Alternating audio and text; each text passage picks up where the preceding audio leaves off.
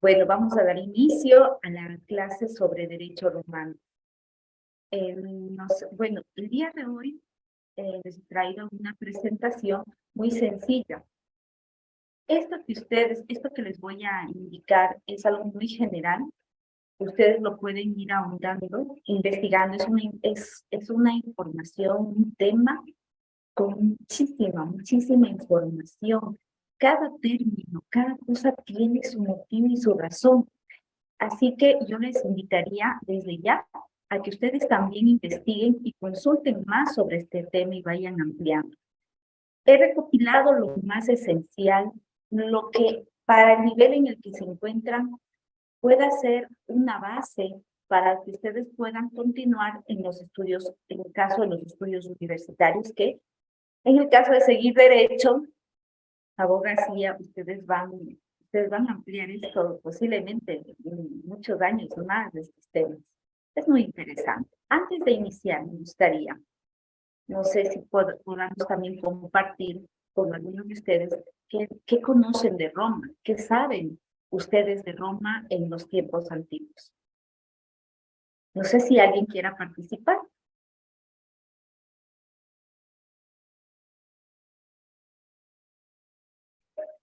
Le cedo el micrófono. Bueno, como les puedo mencionar, vamos a continuar. Sí me gustaría que participaran si tengo la presencia de algunos estudiantes, porque con esto uno se comienza a ampliar los temas. Ay, hay que seguir. Listo, voy a estar pendiente del chat.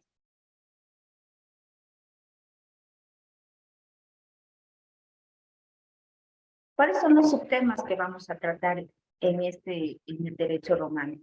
Va a ser el derecho romano como tal, los derechos de la personalidad y la familia.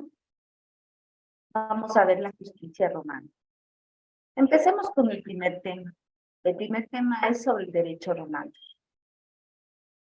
Bueno, ¿por qué es tan importante?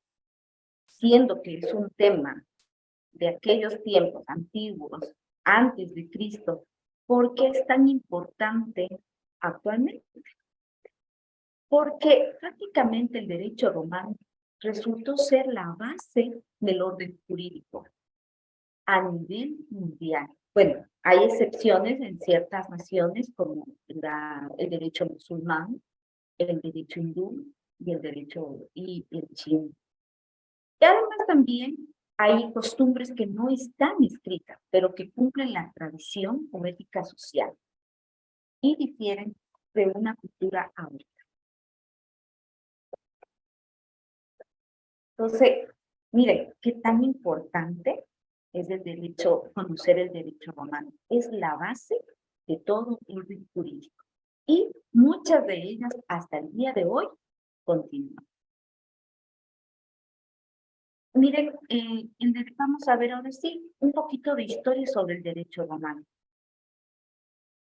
Conocerán ustedes, sabrán que en Roma, Roma pasó por 3 etapas muy importantes de su historia política. Ahí tenemos nosotros la monárquica, que fue una de las primeras etapas de la historia romana. Luego tenemos la republicana y imperialista. Estas 3 etapas fueron muy importantes en la historia política de Roma, ya que a través de ella ha habido cambios y ha habido una evolución del derecho romano. Y claro, como les decía, es la base jurídica prácticamente en casi todo el mundo. Hay algunas excepciones.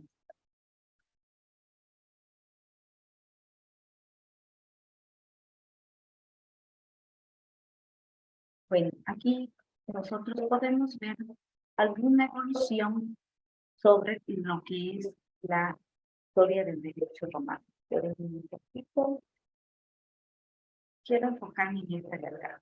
La sociedad en Roma estaba muy marcada por tres grandes niveles sociales, pero más identificados tenemos la sociedad de los patricios, la sociedad de los plebeyos y los esclavos como tal. Había tanta la diferencia en aquel tiempo, las clases sociales entre los patricios. Pero ¿quiénes eran los patricios? Los patricios eran el nivel social más alto, el que tenía todos los derechos, considerados los ciudadanos. Ellos podían ocupar los cargos más altos y podían hacer de la ley lo que ellos bien quisieran. Incluso habiendo cosas que ellos lo hagan en su contra, o sea, siempre salían ganando. En cambio, los plebeyos eran lo contrario. Bueno, antes de esto también los patricios, recordarán quiénes eran los patricios, también era la descendencia de los padres fundadores. En cambio, los plebeyos era lo contrario. Ellos ocupaban los cargos más bajos, los que no tenían derechos. Y tenemos los esclavos más aún. Ellos no tenían tiempo en aquel tiempo, pero con el derecho romano esto se va modificando con el pasar de los tiempos. Es así que una comisión, una asamblea, se da cuenta de que no hay justicia, eso no puede ser justo, que haya diferencias entre los plebeyos y los patricios. ¿Cómo es esto? O sea, así sea que el plebeyo tenga la razón, siempre van a ganar los patricios. Eso no era justo.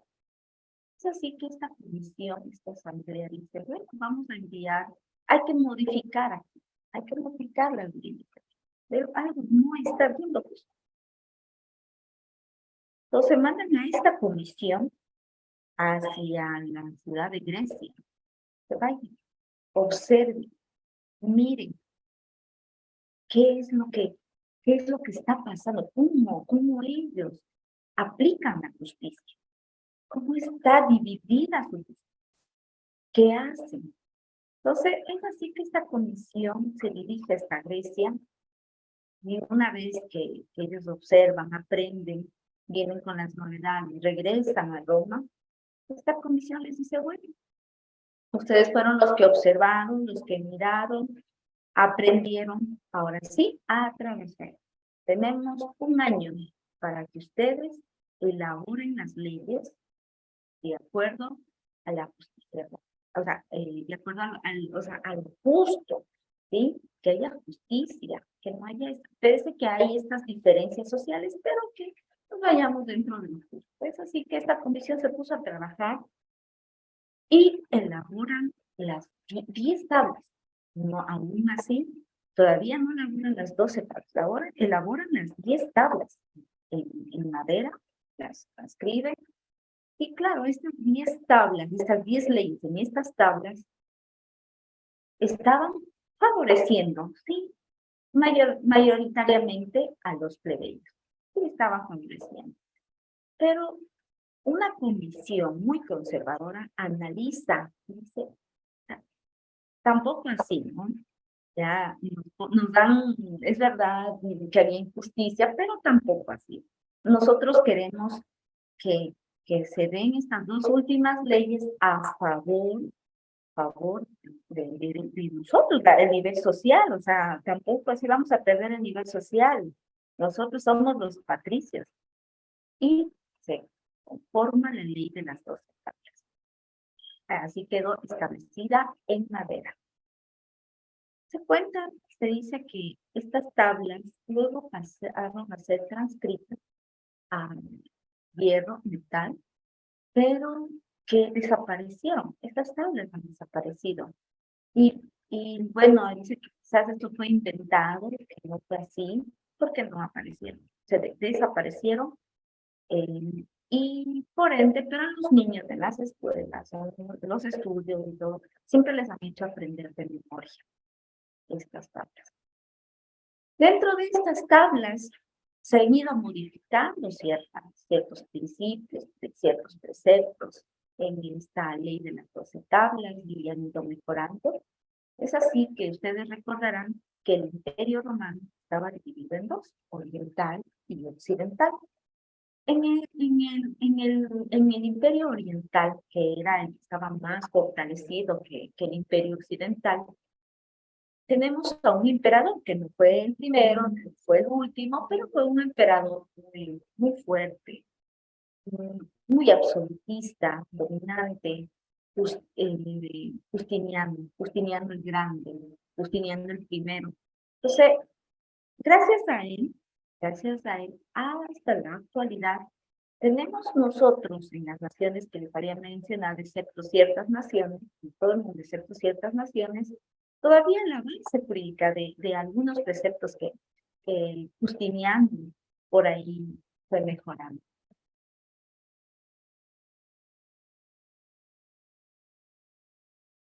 El derecho romano ha tenido una evolución, así como la historia de Roma, también el derecho como tal, la parte jurídica, ha tenido una evolución.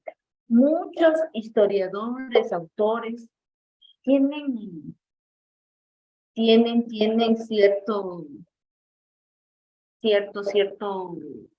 ciertos cambios.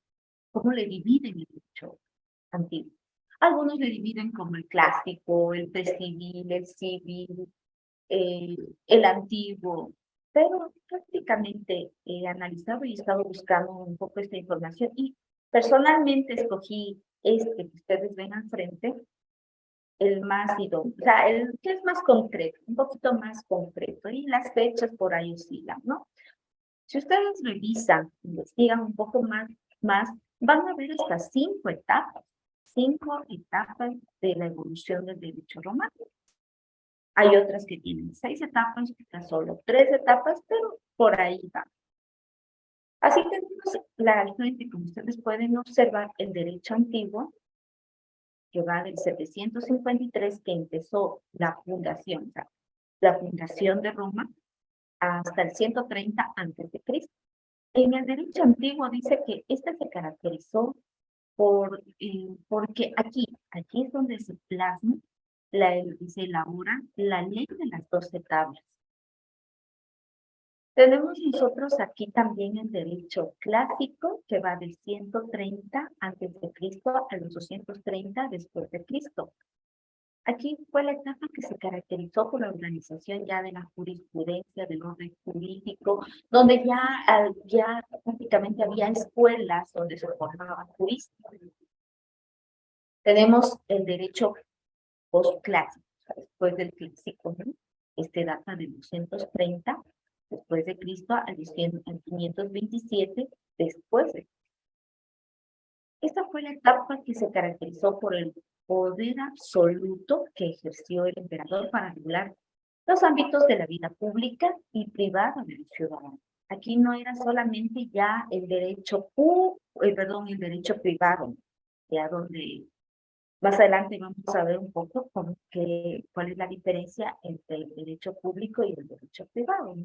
Derecho privado donde los mismos ciudadanos tomaban justicia, hacían justicia, y el privado y el público, donde ya prácticamente ya se establece ciertas leyes para el Estado. Y aquí en el derecho justiniano, que les había mencionado anteriormente, Justiniano, que fue el emperador del Imperio Oriental, que era el imperio que estaba más fuerte, muy fuerte. En esta etapa se caracterizó por una reforma legislativa, como les había mencionado, que permitió recopilar las normas y leyes vigentes de manera formal y codificada. Y aquí ya hay un texto, ya hay algo para ver, para observar, para leer. Gracias a este emperador, a Justiniano el Primero, también le pueden encontrar como Justiniano el Grande. ¿Sí? Sí, es lo que nosotros vamos viendo. Y aquí, como les había dicho, las etapas del derecho romano, ¿no? Tenemos, miren, en otro lado sí van a encontrar como arcaico, el preclásico, clásico, posclásico y justiniano. Tenemos nosotros. Por ejemplo, ¿qué dicen otros autores? Sí, en el derecho antiguo. Aquí va desde la monarquía hasta principios de la república, que se elaboran ciertas leyes preciviles. En el preclásico, aquí de otra forma, del 450 a.C. al 130 a.C. Aquí se elabora la ley de las 12 tablas. Y así tenemos nosotros el derecho clásico, tenemos el derecho posclásico. Aquí como se burocratiza el ingreso a las escuelas juristas, el derecho justiniano, que hasta la actualidad tiene repercusión y es una base del derecho. Es muy importante, esto es muy importante que sí veamos cuáles son estas tablas, cuál es la ley de las 12 tablas. ¿Qué dicen estas tablas? Bueno, para un poquito de mejor entendimiento y un análisis muy breve, he visto, según los estudiosos, las leyes entre la tabla 1, 2 y 3 tienen mucha relación, muchísima relación. Esto está muy de la mano con lo que quiere decir sobre el derecho procesal privado.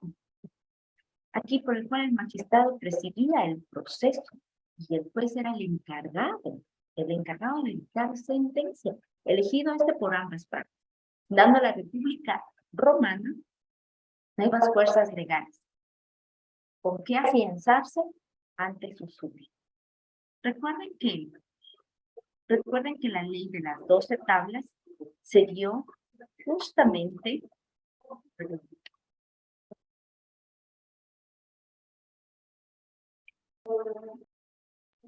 muy bien, perdón, lo que pasa es que había un ruidito acá afuera. Justamente en esta ley, dice que ambas se dio en la época republicana romana. Recuerden que ahí fue donde tomó mucha fuerza y donde se elaboraron la ley de las 12 tablas. Nuevas fuerzas legales con que afianzarse ante sus súbditos. Esto prácticamente se dedica a esta parte, en la tabla 1 y 3.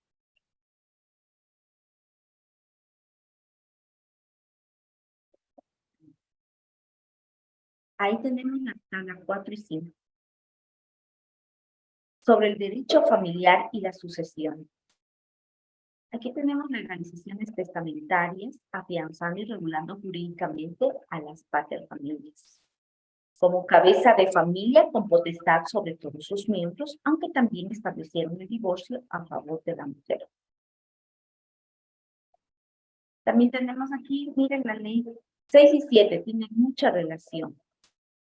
Estableciendo en la República Romana derecho penal público y privado, atendiendo con ellos leyes hacia los crímenes, parricidios, delitos de lesiones, daños a terceros, hurtos, como la prohibición de privilegios, al declarar la República Romana con estas tablas. La igualdad que debía existir entre patricios y plebeyos, que en la práctica no siempre no era cumplida.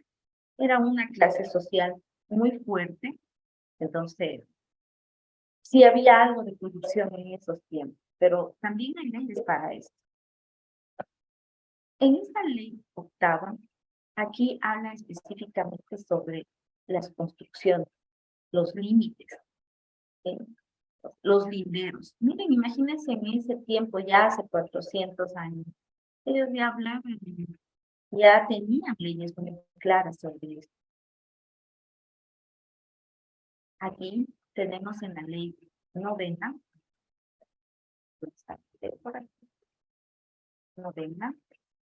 del derecho público.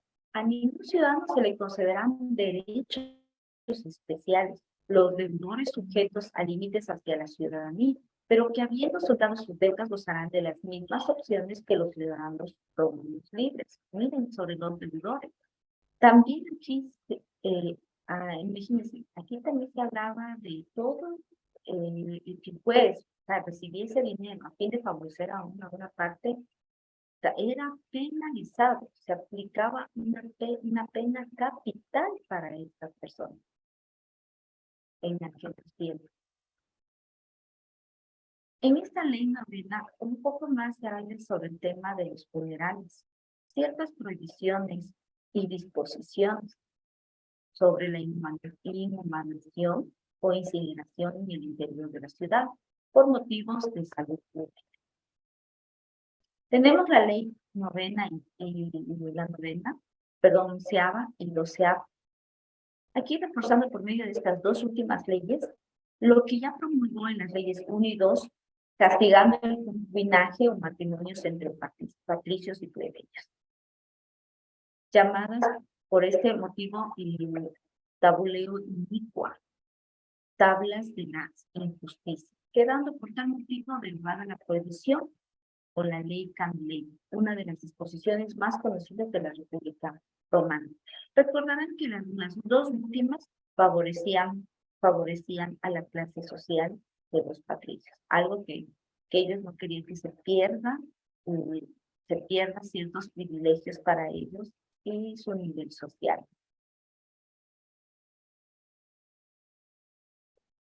En sí, entonces, ¿qué era el derecho romano?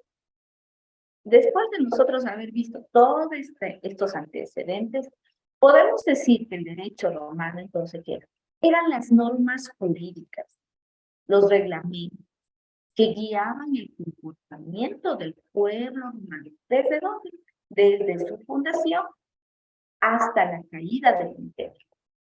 Pero prácticamente eso es el concepto del derecho romano. Las normas jurídicas, reglamentos que guiaban el comportamiento del pueblo romano desde el inicio hasta la caída del imperio romano. Bueno, vamos en este momento vamos a ver en cambio ahora los derechos de la personalidad y la familia, claro, en base al derecho romano.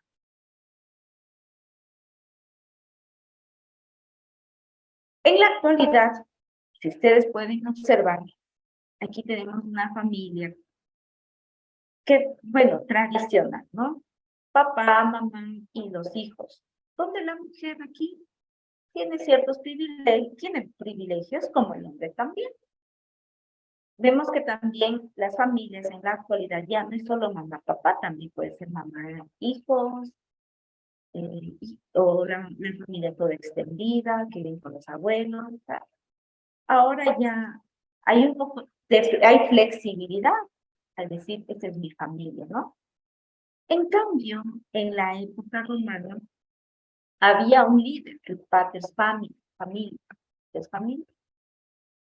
El pater familia, desde la perspectiva romana, era el dueño legal del hogar y de todos los miembros que pertenecían o que estaban dentro de ese pueblo, incluidos los esclavos, pertenecían al pater familia. El pater familia era la máxima autoridad de la familia. Le debían obediencia. Gracias a ello, el pater familia tenía poder, hasta poder legal, sobre cada uno de los miembros de la familia. Poder que le daba ser su mantenedor también económico y su representante legal ante órganos políticos de gobierno. Entonces, acá nosotros también vemos que esta familia está constituida por el vínculo o parentesco de consanguinidad, que se casa, los esposos, ¿sí? Tienen hijos, los hijos tienen hijos, o sea, los nietos. ¿Sí? Entonces, esto nosotros hacemos nuestra familia, ¿no? Porque hay grados de parentesco por consanguinidad, pero también por afinidad. ¿Cuánto es por consanguinidad?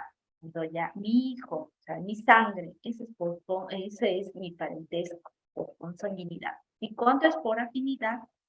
Mi esposo. Por matrimonio, hay afinidad, ¿no? Hay afinidad, pero no es que seamos de la misma sangre, sino nuestros hijos van a ser de nuestra misma sangre. Entonces ellos son por consanguinidad. Mi cuñado es por afinidad. Con este antecedente continuo. La persona, el hecho, ser humano, el hecho en la actualidad de nacer, ya es un sujeto ya gozará de derechos, gozará de obligaciones. El Estado cuidará, le dará nombre, le dará todos los beneficios que requiera para que el nuevo ser pueda desenvolverse, crecer. En cambio, las personas en el derecho romano, tiempo, bajo la perspectiva del derecho romano, no hay sujeto de derecho, no hay.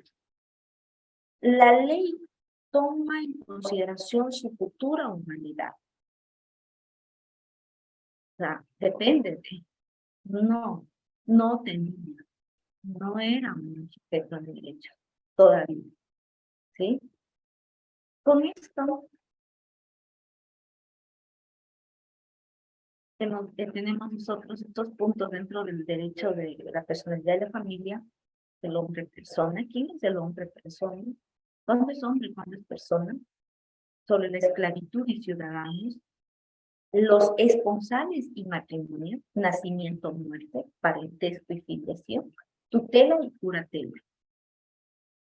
En el primero, hombre y persona, como les había dicho. En la actualidad al nacer ya decimos, sí, un ser vivo. Incluso antes de nacer, ya es un ser vivo. Ya tiene, ya es considerado. En la antigua Roma, bajo la perspectiva del derecho romano, tenían que analizar esto. La esclavitud y, vámonos acá, la esclavitud y ciudadanía.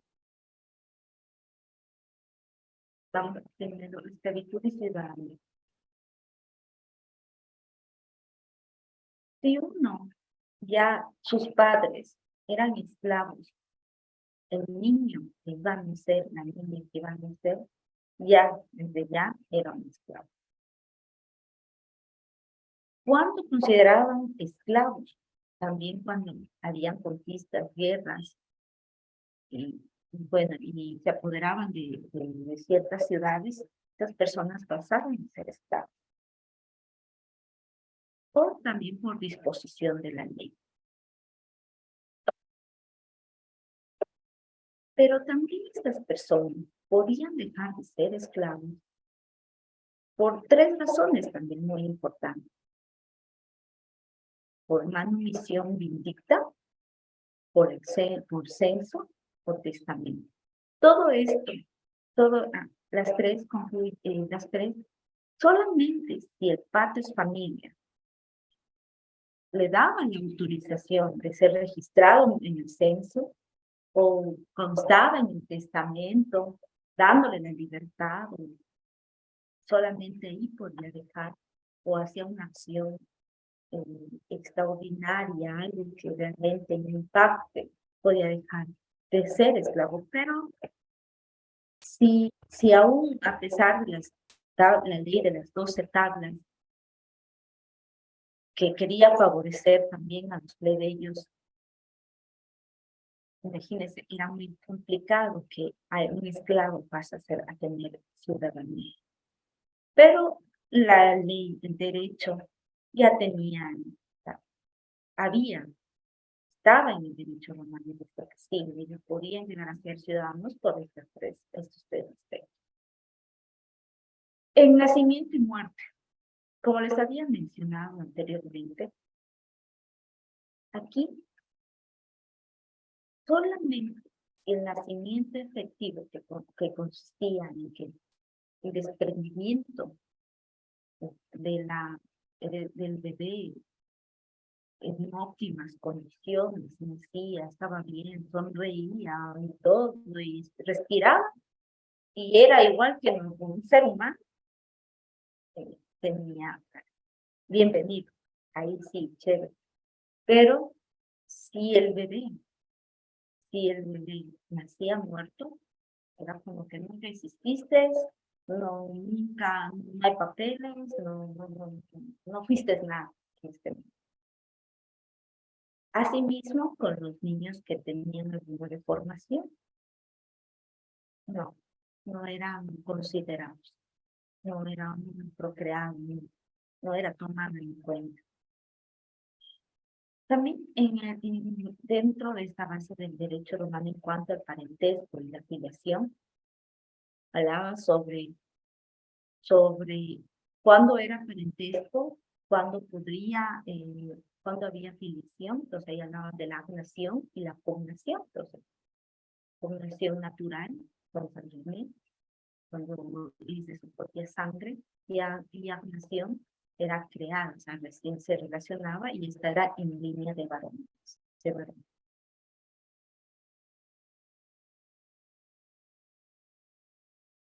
También dentro de del reglamento, de su ley del derecho romano, también se mencionaba el tema de los esponsales y matrimonio.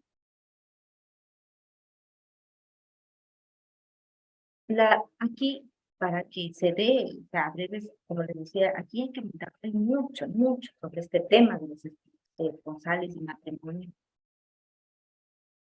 Aquí, resumiéndoles así, habían aspectos muy importantes para que se concreten. Primeramente, que había una madurez sexual, ¿no? Pero ellos la madurez sexual la tomaban desde el punto que el joven que ya quería casarse y ya había conseguido 12 años para las niñas y 14 años para el varón, podía casarse. Pero también siempre y cuando haya el consentimiento del jefe de la familia, que el padre es familia. También que los esposos quieran casarse, los chicos quieran casarse.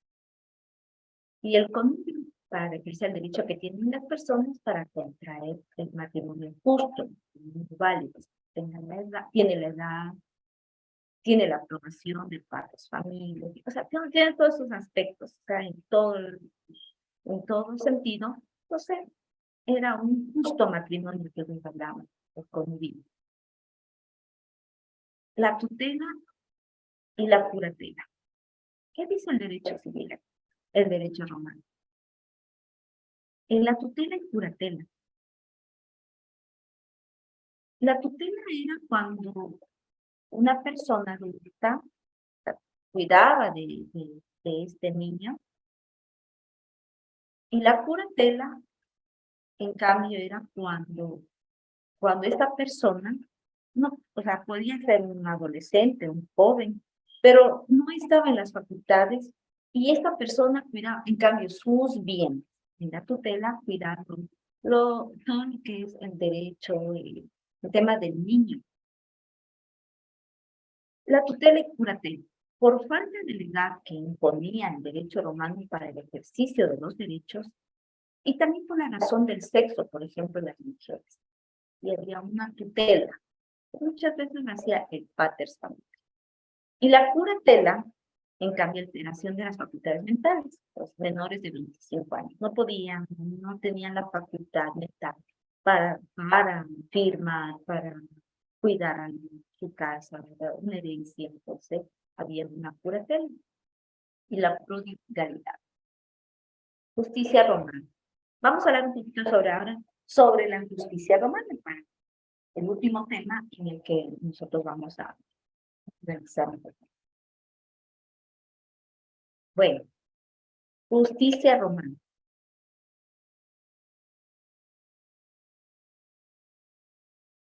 Aquí tenemos un filósofo, pero prácticamente era un ulpiano, un asesor, un jurista, una cosa muy inteligente, muy estudiada, muy entendida en las leyes. Fue ulpiano, también fue un asesor de grandes emperadores, asesor en todo el sentido prácticamente, y con él, de un piano, tiene algunas bases de la justicia romana que se dio en aquel entonces. Vamos a analizar. A ver, Ulpiano dice, en resumidas cuentas, el derecho consiste en 3 reglas o principios básicos. Vivir honestamente, no dañar a los demás y dar a cada uno lo que le pertenece, lo suyo. En sí es el arte de lo bueno y lo equitativo. Él creía mucho en la moral, en la honestidad del ser humano. Aquí los preceptos del derecho humano. Ahí tenemos, como les decía ahí, vivir honestamente. Consiste en un precepto moral y jurídico. Ahí tenemos el alterum, no inviable, no dañar al otro. A ver, el que daña a los demás lesiona sus derechos y queda expuesto a sanciones. Y tenemos al último, dar a cada quien lo suyo. Consiste en cumplir la ley, los contratos, los pactos y reconocer el derecho. Vamos a ampliar un poquito más. La justicia de un piano. Según un piano, como les había mencionado, la voluntad es un producto de la decisión humana. En una virtud, que es una virtud loable, no es suficiente tener voluntad, sino también constancia. Él decía que si el ser humano desea ser justo, podría ser justo. Todo es cuestión de voluntad. Pero que esta voluntad debe estar acompañada de la constancia. No puedo yo ser justa solo en este acto, justa en otros actos que me convienen y los que no me convienen. Decía que realmente si todos tuviéramos la voluntad, la constancia, la decisión, podríamos ser justos en todos los aspectos de la vida. Pero tenía muy buenas ideas, pero también dejaba un poco en duda de cómo aplicar, cómo trabajar esto. Era muy sensible este tema de trabajar en las personas, muy complicado el tema de la voluntad, de la decisión, de la constancia, que no era para todos. De ahí nosotros tenemos la justicia privada. Y ahí es donde queríamos hacer un poco de diferencia, ¿no? La justicia privada. ¿En qué difiere? ¿En qué se diferencia la justicia privada y la justicia pública? Bueno, prácticamente hablamos de las 12 tablas, la ley de las 12 tablas, un piano, según un piano. Ellos en el derecho antiguo mucho prevalecía el derecho privado. ¿Y en qué consistía el derecho privado? La víctima aquí hacía justicia por sus propias manos. Aquí se aplicaba la ley del talión. ¿Qué es la ley del talión? Esa ley en la que muy conocida, su frase que dice diente por diente, ¿no? Ojo por ojo. Esa ley privaba y sobresalía tanto en las 12 tablas, ¿sí? En las 12 tablas había mucho de estos principios de la ley del talión.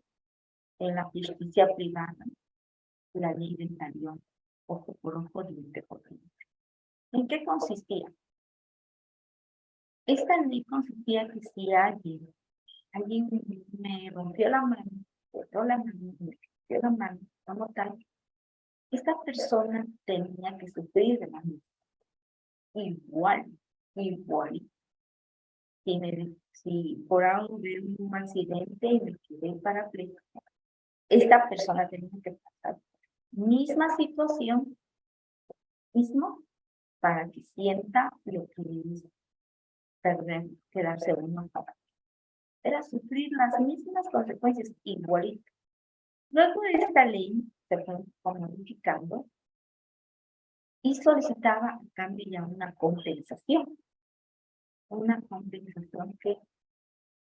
que sea muy similar al daño efectuado. Si realmente pasó que igual un accidente, bien, pasa esta persona pues, o me recompensa, me da un valor como, como las monedas, o sea, que repare, que compense el daño que me ha producido. O sea, a cambio de bien la compensación o tienes que sufrir el mismo dolor, las mismas consecuencias. Como la ley de las 12 tablas contiene estos preceptos que reflejan la venganza.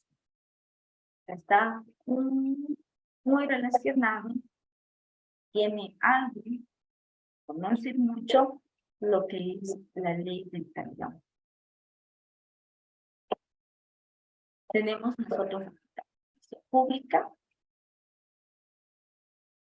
Y aquí, ¿cuál es la diferencia? Tiene la finalidad de organizar las instituciones públicas del Estado. Y él está, aquí ya va regulando la función interna del juez, la función, o sea, todas las funciones del Estado. Aquí tiene, la justicia pública tiene ciertos límites. No puede irse más al tema personal. No es como en la justicia privada. En la justicia privada, en la justicia privada, también se busca la forma que tiene solución. Acá, y eso no, esto tiene que ser más un tema más de las instituciones del Estado. No se meten en la vida íntima de las personas, no va más allá de lo necesario. Menos flexible, muy menos flexible en relación a la sociedad. Se va cambiando, va modificando, más flexible, más abierto en cuanto a la ley. Bueno, no sé si quedó algo claro por acá. Voy un poco a retroceder el tema para que quede por acá las 12 tablas. En la actualidad estas 12 tablas, algunas sí las podemos todavía se ven dentro, excluida en algunas leyes, y otras no. O sea, como bien decíamos al inicio, es la base de jurídica, es la base jurídica que nosotros, hasta el día de hoy, nosotros podemos encontrar. El derecho romano resultó la base del orden jurídico moderno a nivel mundial, con excepción de ciertas naciones, como yo les mencioné, musulmán, hindú, y aún así hay ciertos cambios, ¿no? Que no están escritas, pero se cumplen por tradición o ética social y difieren en una cosa. También voy a las tablas para darle una última repasadita de cómo está. Ahí tenemos la ley 1, 2 y 3. El derecho procesal privado. Ahí es donde yo les hablaba del tema del privado, ¿no? Donde prevalece la ley del talión, diente por diente, ojo por ojo. Aquí ya hay un derecho procesal privado, ya hay un ritual, ya hay un proceso a seguir, ya no es como antes que lo aplicabas. Esta ley del talión tiene su origen como un precedente en el Antiguo Testamento. En el Antiguo Testamento y está escrito ahí sobre esta ley del talión, ahí la pueden encontrar. Y aquí hay un juez, y hay un magistrado que presidía este proceso de dictar la sentencia, elegido por ambas partes, dando a la República Romana unas fuerzas legales con que afianzarse ante sus hijos. Aquí tenemos, como decía la ley sobre el derecho familiar y sucesiones. como habíamos visto anteriormente, admisión y cognación. Admisión y cognación, cuando es consanguíneo y no consanguíneo. Cuando es parentesco por consanguinidad, parentesco por afinidad. Aquí en esta ley, en la ley cuarta y quinta, derecho familiar y sucesiones, legalizaciones testamentarias, afianzando y regulando jurídicamente al paters familia.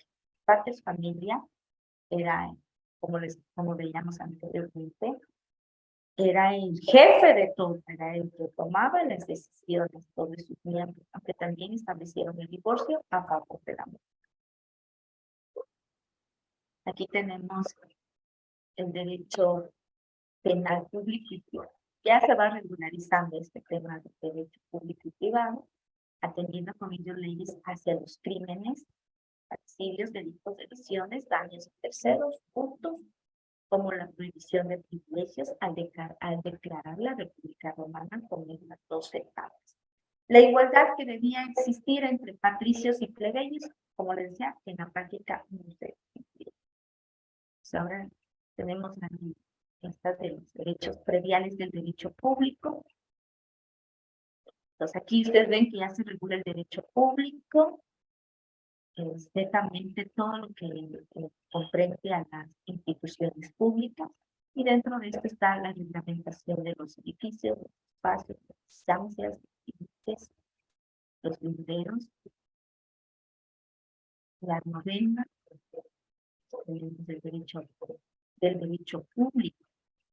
A ningún ciudadano se le concederá derechos especiales, los deudores sujetos a límites hasta la ciudadanía, pero que viendo saldado sus deudas, gozará de las mismas opciones que los ciudadanos romanos libres, todo por eso árbitro que recibiese dinero a fin de favorecer a una u otra parte de la institución en la capital. Aquí derechos sacros. Hay cosas, como les había dicho, leyes que no son, que no se, ya no se toman en cuenta, y otras que sí. La novena y estas dos últimas, y así queda claro lo que les acabo de mencionar. Pues por eso les he repetido estas dos etapas para que se pueda entender un poco todo lo que ya acabamos de revisar.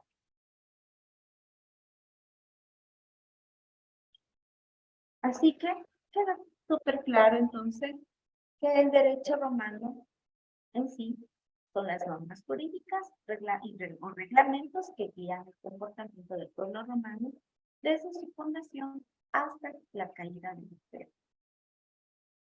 Prácticamente hemos visto sobre el derecho romano.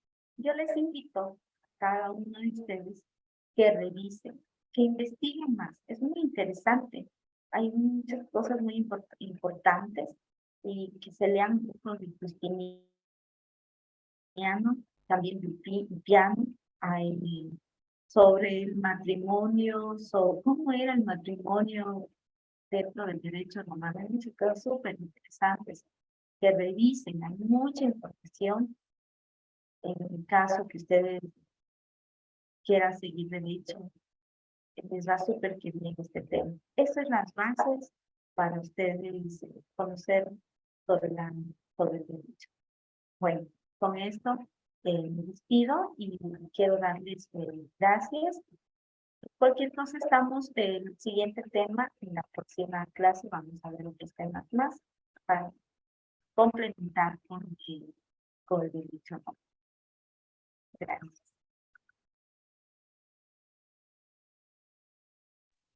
Ok, Vivi, gracias. Gracias por tu presentación. Nos contactamos por WhatsApp. Listo. Gracias. Cuídate, gracias. Chao. Bye.